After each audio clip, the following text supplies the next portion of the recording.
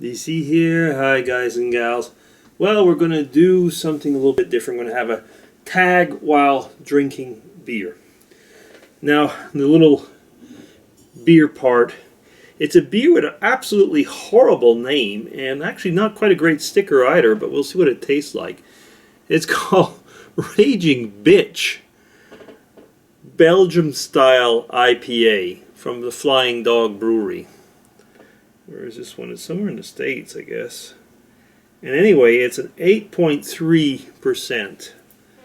So we're going to hurry up and get through that because I want to do a tag for once. I rarely do tags. But I don't think I want to just drink the beer and make it a real beer vlog. Because that often, I know some people don't like that. So here you are.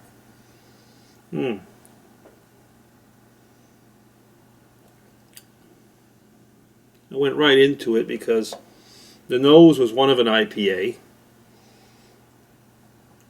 And it's got the color of an IPA, and it tastes like an IPA. Albeit I've had better IPAs. But nevertheless, it is 8.3% alcohol. That is strong, but anyway, we'll see. My first impression, very quickly, it's okay. It's quite good. But it's not the best IPA I've had. And that's it. That's the beer. That's the beer vlog for the Raging Bitch IPA. Now, I saw it's a little while back. When did he do this? It's from Dave Nicholson. He did this on the 1st of February 2016. It's not his original tag, but he's the one that I saw that did it. So one of the questions is, what motivates you to get up and out in the world? You know, these are one of these tags. I was looking at tags before and thinking sometimes we should maybe take a tag that we did 5, 6, 7 years ago, 10 years ago, whatever, and do it over and see if you'd answer the same things. I bet a lot of the things would be different. So what motivates me to get up and out of the world? Depends on the day of the week. In a way, that's not completely wrong answer, actually. Every day I try to be motivated by what's going to happen in the day. Do I have a big game plan? Yeah, I'm going to want to be retired. No, you know, it's funny, because I like what I do, but I am looking forward to retirement.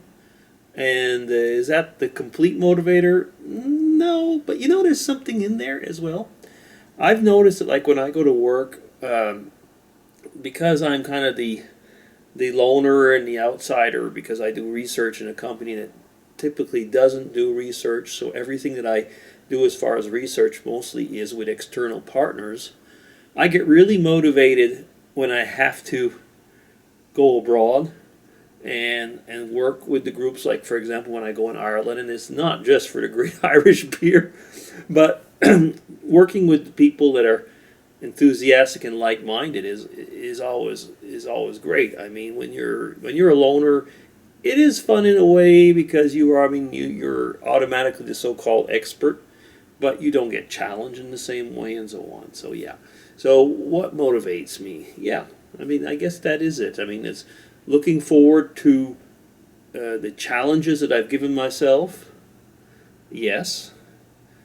It all depends on the day of the week. And do I look forward on Friday like today? What got me motivated to get out was the weather was good and I hadn't been geocaching for a while. That motivated me. But strangely enough, yeah, retirement is something that motivates me because I got a lot of plans and things that I want to do for them. Okay, move on.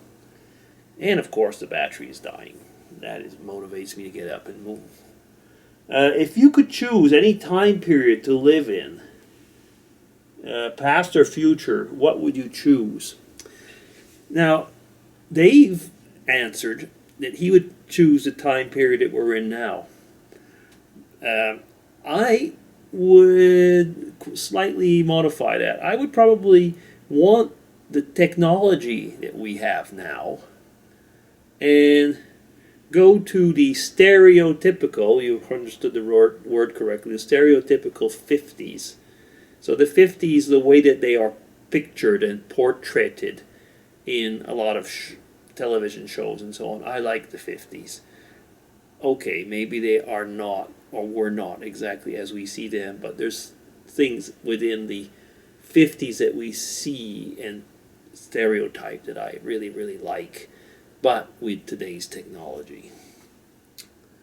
Could you choose one defining moment in your life? Wow, that's not an easy question because there's actually, I've made vlogs on that as well at one point, but there are a lot of defining moments in your life. Let me just choose one. The day I met Mrs. DC. Yeah, that's a defining moment in my life. Everything changed from that day on. Yeah, she's my balance, as well as everything else that you should expect from a wife. But I mean, she's one I love, and she keeps me in check and checks and balance. I don't know how to say it exactly, but she's the one who makes me whole. Yeah, maybe I'll put it that way. Okay. What would you alter any aspect of yourself? Oh, geez. I like my gray hair. I think I like quite a bit when I turned 50. You know, it's something that I don't know why. I think that, things were kind of cool then. There was a lot of friends. The work situations was pretty cool. The kids were still at home, I don't know, I don't know. Would I change things about me? Actually, he meant physically, isn't it? Yeah, would you alter any aspect of yourself? No, not really, actually. Kind of like myself as I am. I suppose that I could have a little bit more muscle. That wouldn't hurt. Okay, yeah. So that is a very, very quick tag that I did. A random tag, as he called it.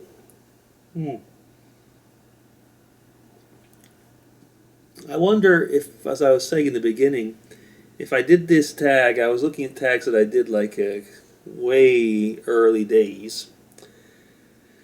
And listening to myself, and I guess that most of them actually were, they're still on.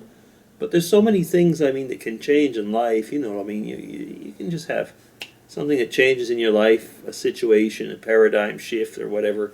And all of these questions would have to be redone. I mean, all of a sudden, you lose a job, lose a loved one, or whatever, and everything changes, your mindset, and so on. And so, yeah, I mean, a tag like this is actually a tag that you could do now, and probably could do it in 10 years and talk about it again.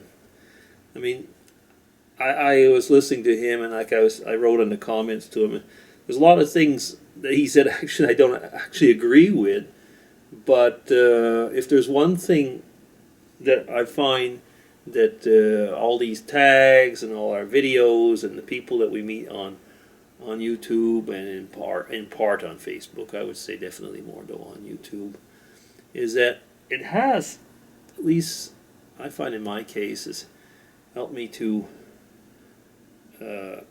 accept and listen to people that maybe I wouldn't in so-called real life take time to listen to, and opens my horizons a lot. So yeah, if there was anything that I would change in my life compared, no, how could I put it?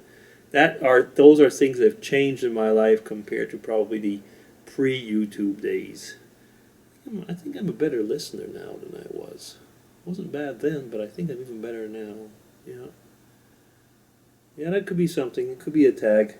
Compare yourself to the pre-YouTube days and to the post-YouTube days. Because I don't know how long YouTube's going to keep going. So is it does seem to be becoming weird, and there's less and less enough of us on it, it seems.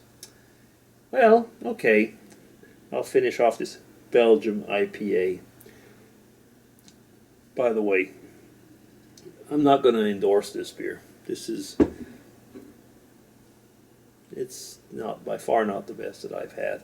And it has a really lousy name or whatever. Anyway, who would want to drink a raging bitch? Okay, DC signing off. Take care. And today's Saturday. I hope the weekend is going good for you. And for all you in the States, it's Super Bowl weekend, isn't it? So get those wings ready. Yeah. Take care. Bye-bye.